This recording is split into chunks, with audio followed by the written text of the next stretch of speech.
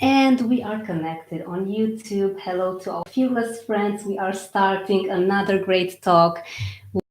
Wonderful Cynthia Hey in just a few seconds. Thank you for joining us. We are going to learn about how to create a healthy, balanced lifestyle. If you are the type that doesn't want to do killer workouts or diets, we have here a specialist and such a wonderful, beautiful person, Cynthia Hey, showing us the way. And since YouTube is all working okay, we can start the actual podcast in 3, 2, 1. Hello, everyone. Welcome to episode number 26, Soft Health, a holistic approach to diet, workouts, and lifestyle with the wonderful Cynthia Hey DC. Cynthia is a chiropractor and a certified fitness trainer in practice for over 22 years. She specializes in low force adjusting and in low impact training. Early in her career, while her husband was active in the US Air Force, she practiced in the states of Nevada, California, Kansas, and Virginia. And she is here to tell us about Soft Health, a title that I am enjoying so much in terms of teaching us that healthy, balanced lifestyle that we are all longing for. Cynthia, welcome. Thank you for giving us the honor of joining us today.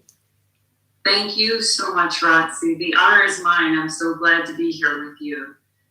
We'll try to spread some wellness together to anyone who's open to being more healthy without extremes. Wonderful. And I have got to tell you before we start that I myself have had challenges with putting balance in eating since I was rather young and I thought that I would need to eat a lot of meat to keep myself healthy. And I have gone through several processes and all sorts of methods. I am very grateful to meet you today. To please tell us, how is your story? What has made you start this beautiful path of wellness? Thank you for asking, Roxy. The wellness path began for me probably in high school. Um, Initially, I was having some bad headaches, and the medical community wasn't really finding answers for me. I was told to take Tylenol and get glasses, and I was doing both of those things, but the headaches persisted. But my parents were seeing a chiropractor who used a low force method. It's called activator methods. And this is an activator instrument here. It's a handheld with a spring load, a very gentle end here that's put just on the joints that need it. And that was helping their back. And it ended up, they were talking to him about their daughter with her headaches and nothing was helping. And he said, maybe there's something wrong in her neck that's referring pain up into her head. Some of the vertebrae might be out of alignment, putting pressure on nerves, sending pain up into the head. Let me check her. So he checked me and that helped. And the instrument was such a relaxing way to be treated that it planted the seed that maybe one day I would want to do this and help people in that way. So that was part of my wellness background. But in the exercise sense, also in high school, my dad had been working out in a gym and was getting great results, and he was very enthusiastic about it. So he took me around the gym and showed me all the exercises.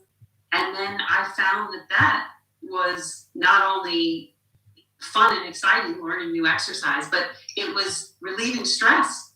So it was mental and physical for me. And then I became very devoted to that, and I became certified as a fitness trainer as a result of that. So therefore, I was a chiropractor and a fitness trainer.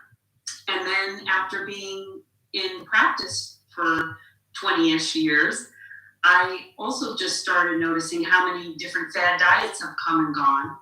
and how when I read more and more about the Mediterranean diet, that's been around for centuries, and the research totally supports it.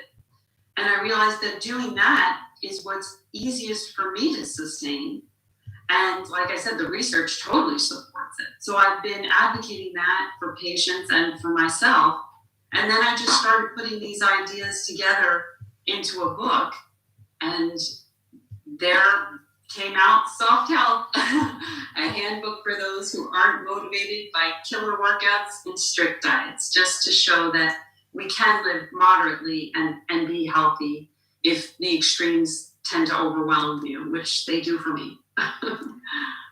What a journey, Cynthia. Thank you so much for sharing your great path with us. And I'm loving that you tested everything on you and then you decided to pass it on. Because indeed, if we can't help ourselves, it may be challenging to spread the enthusiasm further.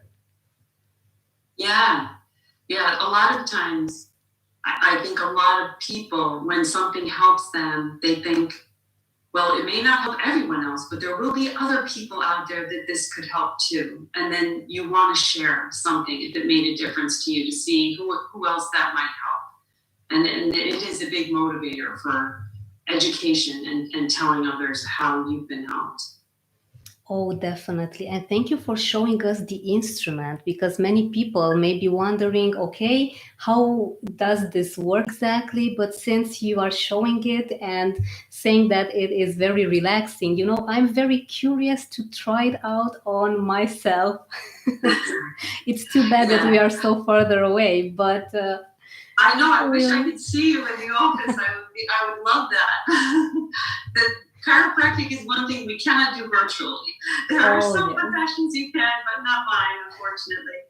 But just one other illustration, since you're curious here. This is a little model of the spine, and then of course you got skin over this. This is the neck and back without the skin. But you're aiming usually for, it's called the transverse process. It's one part just the side of the spine, and then the instrument makes that little adjustment. Sounds like a stapler, but it's really just a very gentle impulse. There's a spring that's released there, and there's different settings. It's a lot lighter for the neck area. It's a little more forceful for the lower back and pelvis, but still it's always gentle. It's the most widely used low force technique out there. So it's very comfortable. And I like to combine that actually with a little focused massage on the problem muscles, and then some cranial pressure points just to calm the nervous system, so that the whole experience then is just one of relaxation and pain relief. And that's what it finally turned the corner for me to go into independent practice, because all of these three techniques take time, and it's hard nowadays. I understand, for employers to hire someone who wants to take that much time with a patient. It's hard to do. So, for the employer. So I understand it on their end. And then on my end, I've just been in the field so long that it just feels right now to practice authentically and to do things the way that I just feel I can get the best result for the patient. This is beautiful that you are doing what's right for you in terms of your own personal development as a chiropractor, and you're also helping people. You're serving them for such a long time to start living a life of wellness. As you said at the beginning, can you please, Cynthia, share with us what does wellness mean and how can one achieve wellness in their lives? For me, wellness, it's going to be your various aspects of keeping active in whatever way is best for you, because everybody's not going to be active in the same way, and that's fine. So finding a form of activity that you enjoy and being consistent with it is a big part of wellness. Also, just mentally, we want to try to have coping mechanisms for times that we're feeling stressed or times that we're feeling down. Just having ways to combat some of the negative thinking that comes upon us all. So that's part of health. And then, of course, what you're putting into your body, what you're eating, You want to find a way to, same with the exercise, finding a way that you enjoy eating well. Because if you're trying to eat perfectly good foods all the time and you don't like them, that's not going to last. So that's what I love about the Mediterranean diet, is there's a lot of wiggle room and a lot of choices. And, the main thing is you want to be eating the foundational food groups, which in the Mediterranean diet, it's going to be your produce, your fruits and vegetables, your legumes, beans and legumes, nuts and seeds, and then you want to have whole grains. And those are the 4 foundations. And a lot of variety within that is fine. So if you're finding your sweet spot of those foundational 4 things, then you can add in some complementary. If you like a little poultry, fish is encouraged too. But these are complementary foods to those 4 foundational food groups. So doing that is going to promote greater wellness when the majority of your foods are in those groups. That's huge health benefits right there.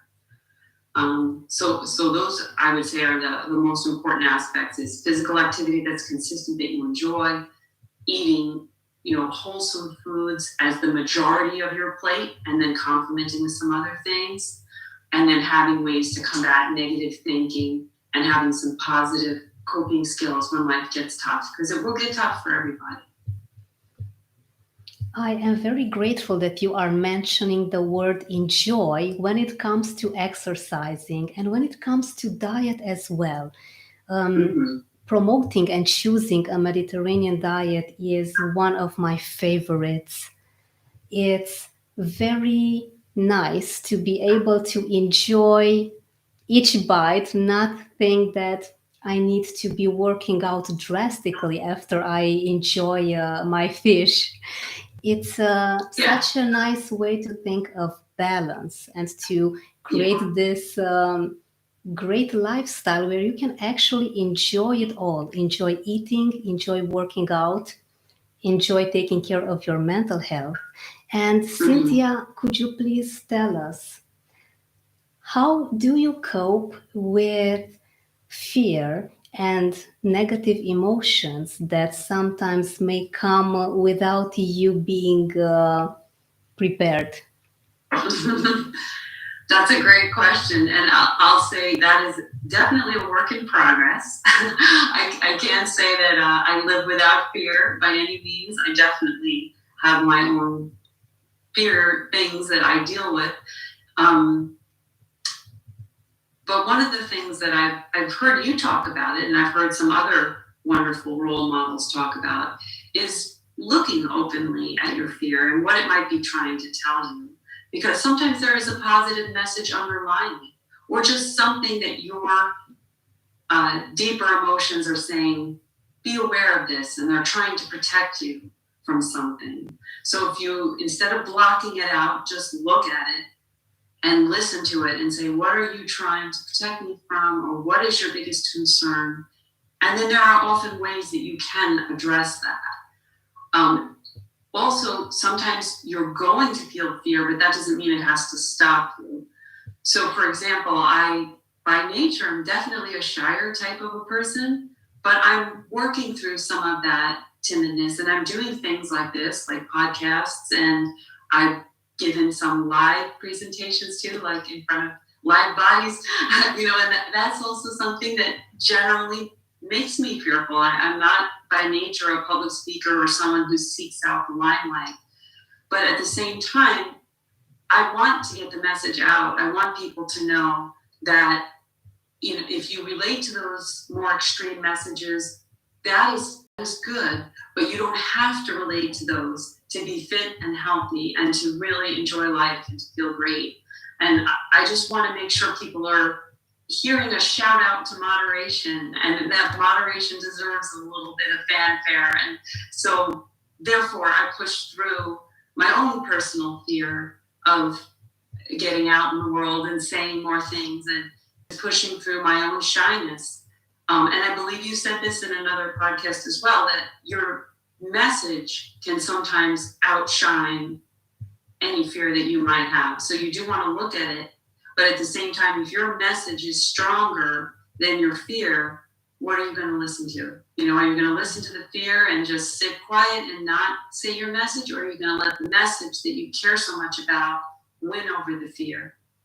And one of your other guests, Rick Gabrielli, who we both love and adore, he also, yes, Rick, he also talks about choosing love over fear.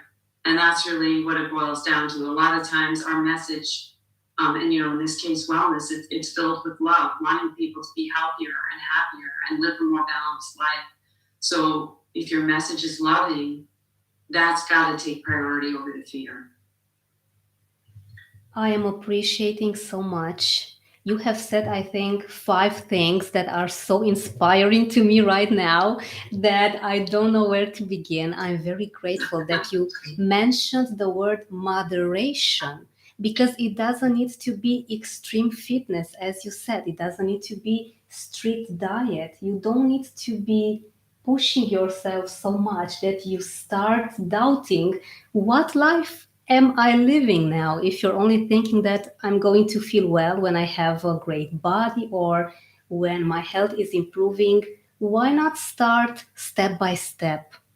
And moderation means that you take a bit of everything, but then you focus on being who you are, focusing on your authentic self, knowing which are your boundaries. Mm-hmm. Maybe we sometimes push a bit too much. In these days, we are all overachievers. We maybe like to do a bit more than time allows us to. And very happy that you mentioned Rick. Choosing love over fear does conquer every limiting belief, every blockage that may come in front of us without us even maybe noticing it. Cynthia, can you please tell us what would you say that inspires you the most in what you do? Just whenever I hear any kind of positive feedback from anyone, whether it's something from a book saying, I think I can do that sounds like something I can do, that warms my heart. In treatment, if I am giving a treatment to someone and they say, oh, I feel like brand new, thank you. Or they tell me something like, one woman in particular, it never left my mind. She was saying that she used to, when she went to the beach, she would have to crawl out of the ocean because her back and her legs, everything just hurt and she felt weak and in pain. But she could walk out of the ocean, and that just made her so much happier going to the beach to not crawl out of the ocean. Things like that, you know, that stays with you when someone tells you how their life was improved. And that's what keeps me going. If I feel like I've helped other people in some way to feel better or to eat better or to exercise more, all of those things that's my fire. Beautiful, beautiful. It does sound amazing to know that you are changing people's health and lives and you make them happy all over again. Creating a fulfilled existence is what motivated me to come to you, to learn to you, because you are such a loving, gentle, kind person. And I can only imagine how much love you pour into your clients and patients. And it's just wonderful. Since you mentioned the word book, please tell us more about Soft Health, how it all began, what is the story behind it all, and do tell us how can people get in touch with you to get this amazing piece of writing. Thank you so much for everything that you just said, Roxy, and a little bit about the book. So that's how it looks again, the cover there. I wanted to pick on the cover something that was not man or woman, young or old, because it was just meant like that anyone can be healthier without any extreme measures if they just make some consistent steps in their life. So the first chapter in it is about exercise, and it is a lot about finding what you enjoy and encouraging people to try different things, because more important than any specific exercise is that you're consistent. Because if you have an imperfect regimen, but you're doing it regularly, you're going to get benefits. But if you have this perfect regimen and you do it just once in a while, it's not going to, it's going to help you those specific times, but it doesn't have the same overall life benefit that consistency does.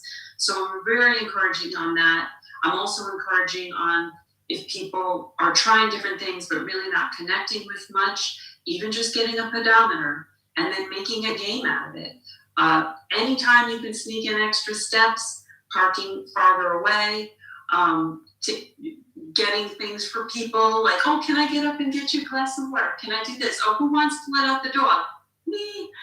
Being the one to take the initiative and do things, it's a win-win because you're getting up and doing something for someone. You're getting chores done around the house. Chores are extra steps. Just looking at everything that's active as an opportunity to get more steps makes it a little bit more exciting. And then you have the pedometer as your way of it's that game and you're getting that more and more. So even if you try the other things or you're not that fond of something, you can always increase your steps with the pedometer.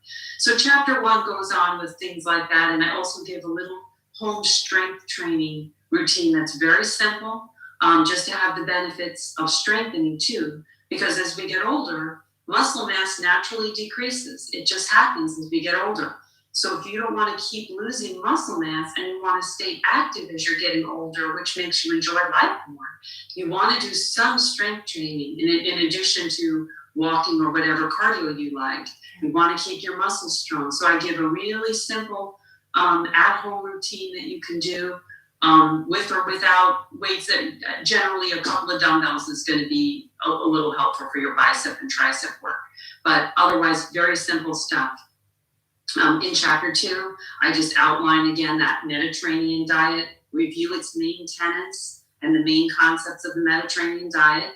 And then I just give a few simple tricks that have helped me to stay with the Mediterranean diet. Some little hacks and tricks that I've found helpful, and I put that in there. On chapter 3, I go through just motivational science. There's many different aspects of motivational science that you can apply to wellness. So I just go through everything that has helped me with that. And then chapter 4, I did all the different positive thinking things that have helped me. And chapter 5, I just go into some pain management, things that I've learned in chiropractic. And then just encouraging people to, whether they're using activator chiropractic or something that's not chiropractic, whatever, just address your pain. Because if you have pain, a lot of times it makes you not be active because the pain is stopping you. And then it can also interfere with your leisure, because how many times when we're doing leisure is it kind of active, like you're walking around a museum, you're walking in a park, you're picking up your kids or your grandkids. If you're in pain, your leisure is going to be impacted. So chapter 5 really is about, you want to address your pain, find whatever methods work for you. I go over the proper icing procedure and some stretching also that you can do at home. So pain management is a part of getting the most out of life and wellness too. So I just wanted to put all this stuff together in that book, Soft Health, to be a resource for people. So you mentioned that, and then you told me I should tell how to reach me. Was that was the other part? Okay. So I got into my book there, but to reach me, you could do. There are many different ways. You can certainly connect with me on LinkedIn, Cynthia Hey. My last name is spelled Hey. Also, the book can be searched on Amazon. It's on Amazon. And if you search my name, Cynthia Hey, Hey, it would come up. Also, you could search Soft Health, and then it would come up. So those are ways too. Also on social media, I'm at Cynthia Hey 2 on Twitter and on Instagram. And then I also have a website where there's a contact us button. If there's any questions or anything that you would want to know about, you could definitely contact me through the website directly. And that is www.cynthiaheydcpc.com. And Cynthia, CYNTHIAHEY, DCPC.com. Wow, Cynthia, I'm loving this book. This is a go-to guide for keeping healthy and having wellness all around because most of the times, let's face it, we all know what there is to be done, isn't it? Yeah. However, why don't we do it? Because it may seem very difficult at first. We think that, oh, it needs to be so complex. It needs to be Hmm. tough. I'm going to spend hours on end creating meals and going to the gym, but I'm loving the simplicity that you have put into this book where people can be inspired by what you have yourself tested on yourself. This is such a magnificent book. I'm getting it. I can't wait to have it from I Amazon. thank you. This I'm is a so excited. And must. just to one more thing, based on what you just said, sometimes knowing what to do and still getting yourself to do it. Simplicity is definitely part of it, but the chapter 3 on motivational science really addresses to that too. Because, and just right off the top of my head, the chapter on habits, or I should say the subchapter in chapter 3, this subsection on habits, is really, really important for that. Research on self control shows that people with high self control actually don't have really high willpower. What they have is good habits. And habits, anyone can form. There's a science to forming habits. So anyone can get better self control, even without willpower, if they form habits in a scientific way that are aligned with their goals. So I think that's really exciting news because anyone can do it. When you have good habits, it becomes part of your day, part of your week. It's ingrained in your routine. And then you're not forcing yourself to do it because it's like a default choice. It's already there. So you can become healthier so much more easily without having to choose over and over again, at least when you have certain really good, stable habits in place. So that's one especially good thing from chapter 3 that I love. And another thing that is especially important in chapter 3 is there's another author named Gretchen Rubin who has studied these tendencies of people.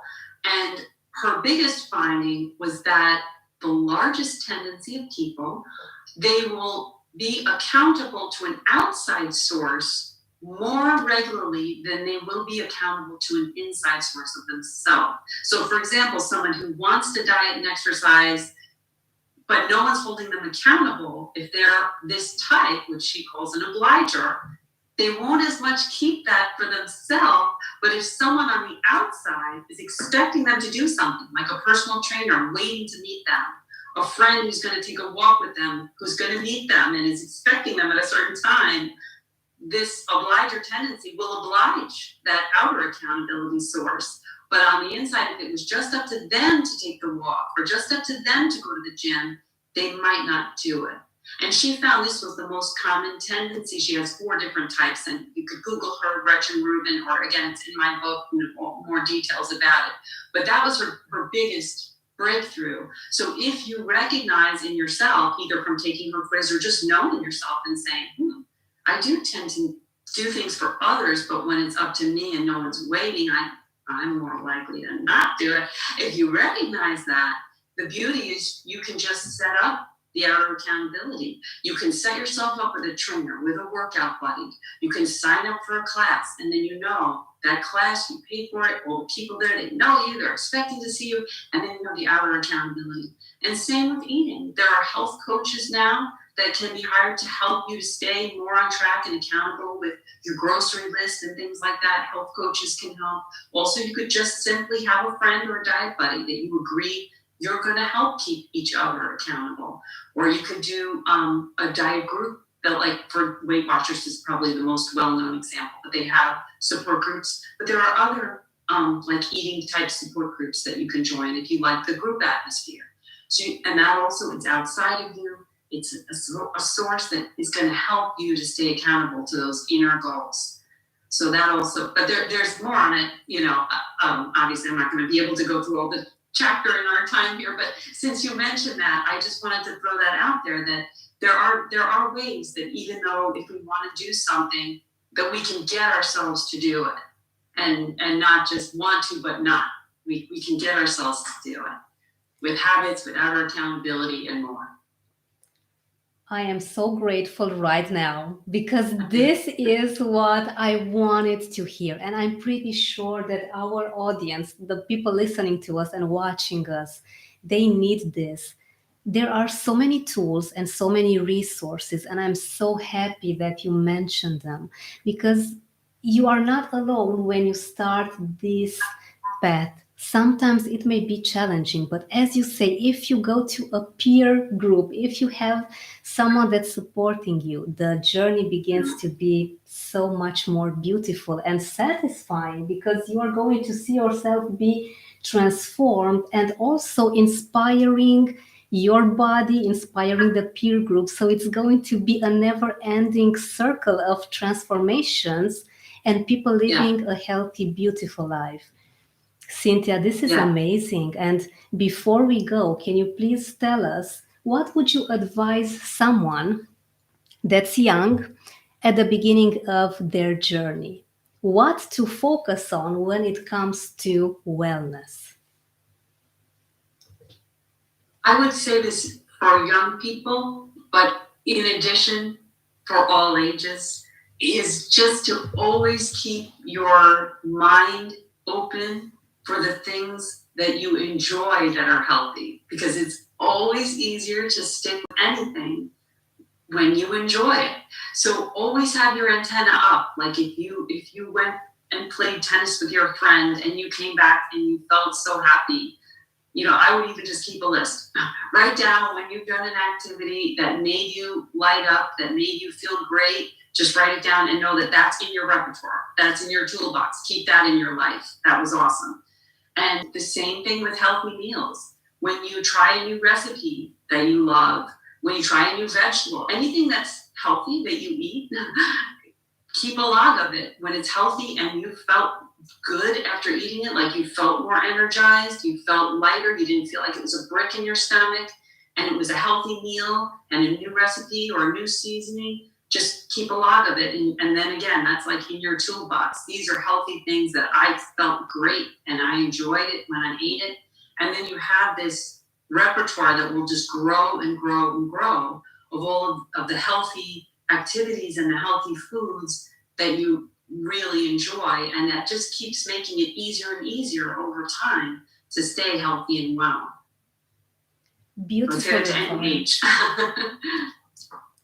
Beautiful advice, Cynthia. Thank you so much. This was so inspirational and so revelatory for me that you know what? I'm going to start exercising after our talk today. It made me so curious to explore so much more the benefits of exercising. I usually exercise 4 to 5 times a week because this is a habit that I have created in a very long time. I have got to admit it wasn't easy at first, but I needed to give myself an extra push because I really wanted to achieve certain physical goals. Thank you very much, Cynthia, for all your wisdom.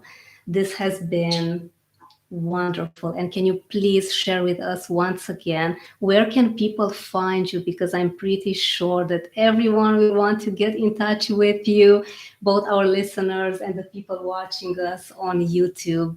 What is your best way to for people to get in touch with you right now? Thank you again for everything, Roxy. You are just beautiful inside and out. I think you're wonderful. Thank you for everything. And as far as if people would like to find me, my website is www.cynthiaheydcpc.com. And on Amazon, you could find Soft Health. That's what it looks like. On Amazon, you could search Soft Health and it would come up, or you could search my name on the bottom, Cynthia Hey, spelled Hey. On Amazon, it would come up. And just in case you happen to be a sci-fi fantasy fan, I did write a sci-fi novel a few years ago that's also on Amazon, and it's by Cynthia Hey. It doesn't have DC because I was a chiropractor then, but I just didn't think to sign it that way. But it is the same person. So yes, I have a sci-fi fantasy bent as well as enjoying chiropractic and writing. So, and then I am on social media. I'm on LinkedIn, Cynthia Hey. I'm on Twitter and Instagram at Cynthia Hey too. I'd love to connect with anyone and everyone who is open to being connected to wellness ideas and send me messages anytime. I'm open to all kinds of communications. This is wonderful. This has been simply more than educational. Thank you so much, Cynthia. I have loved our talk today. I am loving your amazing mindset, and I'm wishing you all the most amazing success in the world. To many more lives that are going to be changed by your wonderful hands and wisdom and beautiful energy. Thank you so much for joining us today. Thank you, Roxy, and I wish you all the success in the world. Thank you so much. And saying goodbye to our YouTube friends. Thank you for joining us. Okay.